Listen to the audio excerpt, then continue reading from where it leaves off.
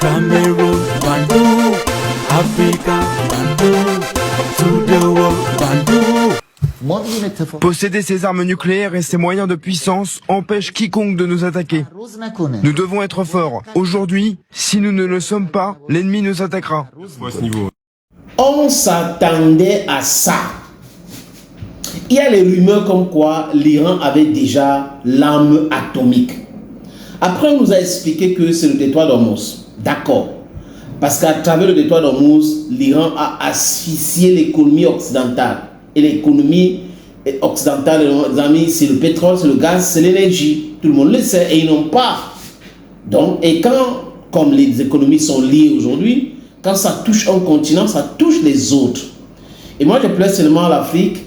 Nous avons tout ça. Nous avons le pétrole, nous avons l'or et tout ça, mais on continue d'envoyer le brut ailleurs pour qu'on raffine pour nous envoyer. Et Donald Trump qui avait pensé que son contre-blocus devait pousser les Chinois à réagir, avait ignoré que les Chinois avaient déjà un stock de plus de 1,3 milliard barils. Donc, la Chine peut tourner pendant 1 an sur les réserves là. Ils n'ont pas encore commencé à toucher.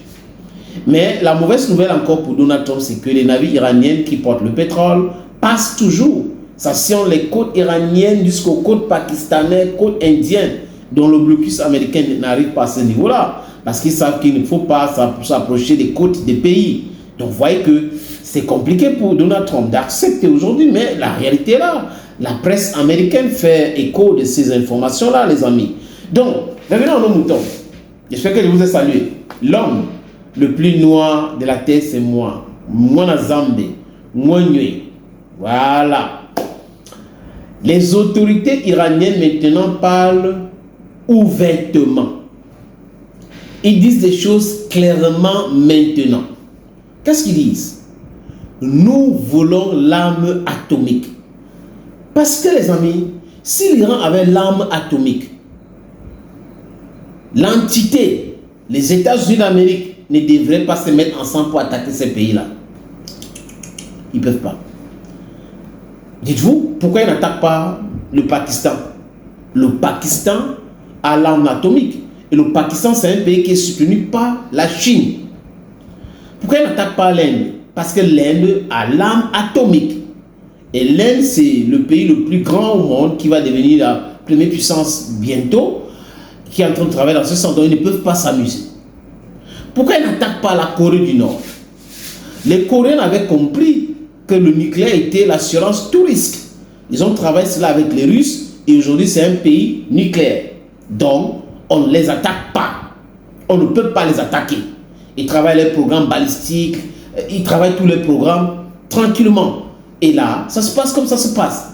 Ils sont respectés. Mais Dmitri Medvedev, l'ancien président russe, avait dit que le nucléaire, c'est l'assurance tout risque. Et que les pays maintenant vont commencer à penser, à réfléchir dans ce sens.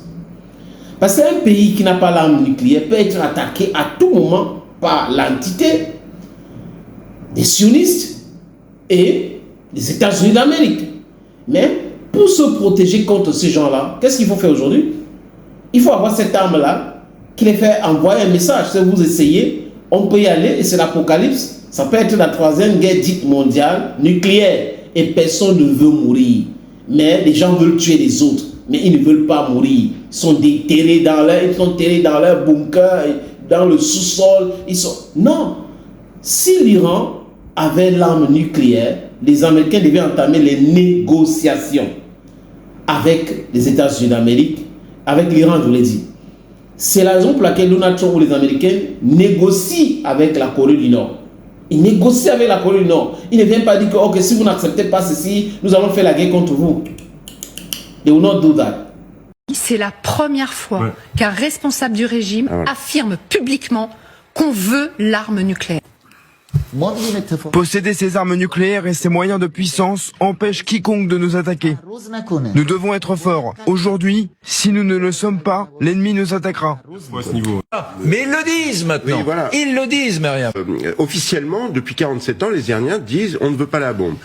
Ils ne disent pas qu'ils ne veulent pas avoir une capacité à pouvoir en disposer un jour. Mais ils disaient, depuis Khamenei, le père, qui avait même une fatwa, une fatwa pour dire on s'interdit d'avoir la bombe. Et c'était vraiment un discours, moi, que j'ai connu de l'intérieur en Iran, quand on discutait avec à peu près tous les Iraniens. Non, nous, on veut pas la bombe. Et là, on a donné un argument, si vous voulez. Parce que l'arme nucléaire, c'est un moyen de dissuasion. Et donc, on a donné un argument au dur, si vous voulez, pour dire, ah bah maintenant, puisque cette fatwa, en plus, s'est éteinte avec l'ancien guide suprême, maintenant, eh ben, il va y avoir un débat à l'intérieur de l'Iran pour dire, bah, pourquoi pas avoir la bombe. Myriam.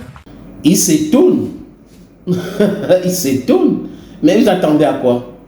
Quand vous attaquez un pays qui vous a déjà parlé de son programme nucléaire civil, qui a ouvert ses installations, qui a laissé les inspecteurs de l'Agence internationale de l'énergie atomique avoir tous les détails, vous les attaquez, vous les bombardez et ils voient en face. Vous n'attaquez pas les autres pays qui ont eu leurs armes atomiques illégalement. Mais ils ont annoncé, ils ont fait les tests et tout le monde sait qu'ils ont l'arme atomique. Ça veut dire quoi? Vous poussez à la prolifération des armes atomiques.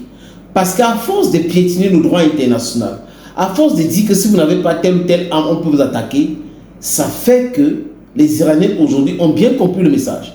Et nous avons dit ici, surtout moi, que ça va m'étonner que les Iraniens ne sont pas actuellement en train de travailler rapidement avec des experts chinois, russes, surtout russes, parce que les Russes sont les meilleurs en la matière, pour obtenir l'arme atomique et déclarer qu'ils ont l'arme atomique. Et si cela arrive, les amis, ça ne va pas étonner les gens, parce que les États-Unis et l'entité auraient donc poussé à cela. Allons, Gomi.